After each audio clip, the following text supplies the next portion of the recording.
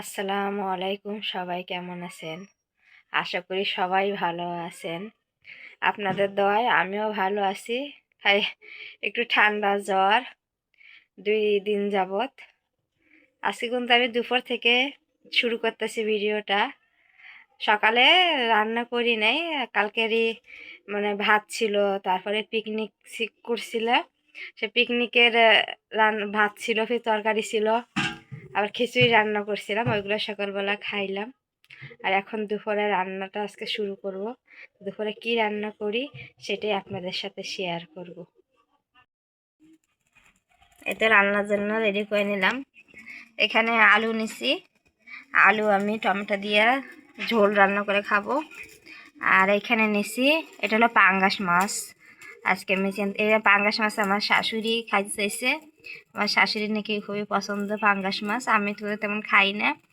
তা আমার শাশুড়ি বলতেছে কি আমাকে পাঙ্গাস মাছ মানে ঘাটা করে দাও, পাঙ্গাস মাছ ঘাটা খাবে।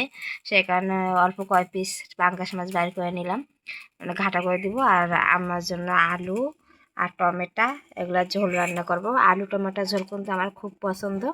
এখানে ঝাল পেঁয়াজও কাইটা নিছি। আর এদিকে চুলাটাও ধরাই দিছি, ধোঁয়া হচ্ছে। তাই তো রান্নাটা এখন আমি শুরু করব। চুলাটা ধরুক। আমার চুলাটা কিন্তু ধরে গেছে। এখন আমি আলুটা আগে রান্না করে নেব, পরে মাছের ঘাটাটা করব। এসো আমি আলু তরকারিটা রান্না করে নিতেছি।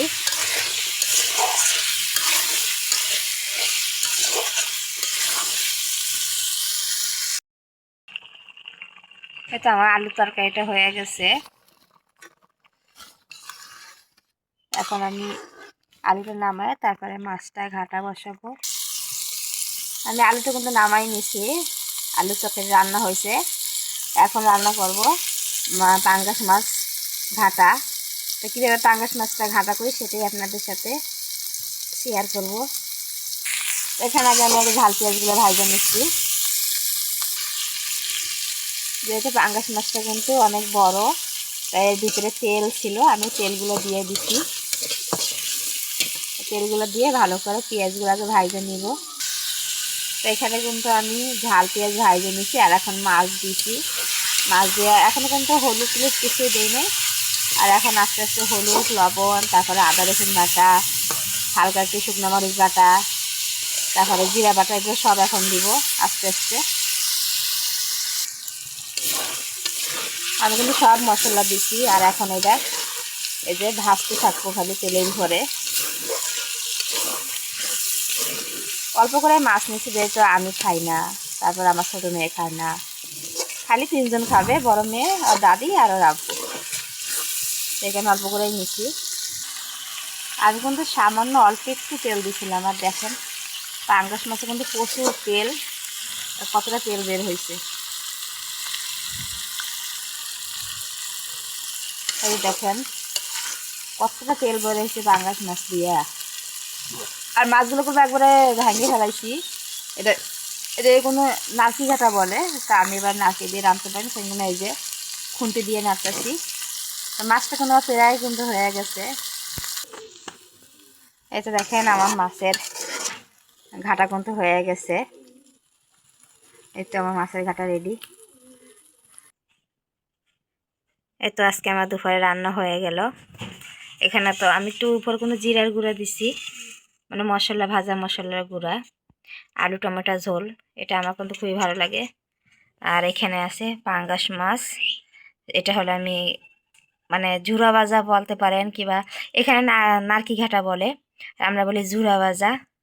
এই যে আমার শাশুড়ির পছন্দের পাঙ্গাস মাছ। আর আমার শাশুড়ি বলতেছে মা অনেক সুন্দর কিন্তু মানে ঘেরান বের হয়েছে। দুঃখজনক আমি খাই না, আর আমি যদি খাইতাম তাহলে কিন্তু আমি অনেকগুলাই খেয়ে ফেলাইতাম। আমার মা পছন্দ, কিন্তু পাঙ্গাস মাছটা যে আমি খাই না সেই কারণে আমি খাবো না। আরও মাছের তরকারি আছে, কালকের মাছের তরকারি আছে, ওইগুলো দিয়েই খাবো। এতে দুপুরে রান্না করে আজকে করে নিলাম। এই তো রান্না বাড়া শেষ। আর এখন ভাত খাইতে বসে পড়লাম। আর রান্নার আগে গোসলটা করে নিয়েছিলাম, যে ঠান্ডার দিন আগে আগে গোসল করি।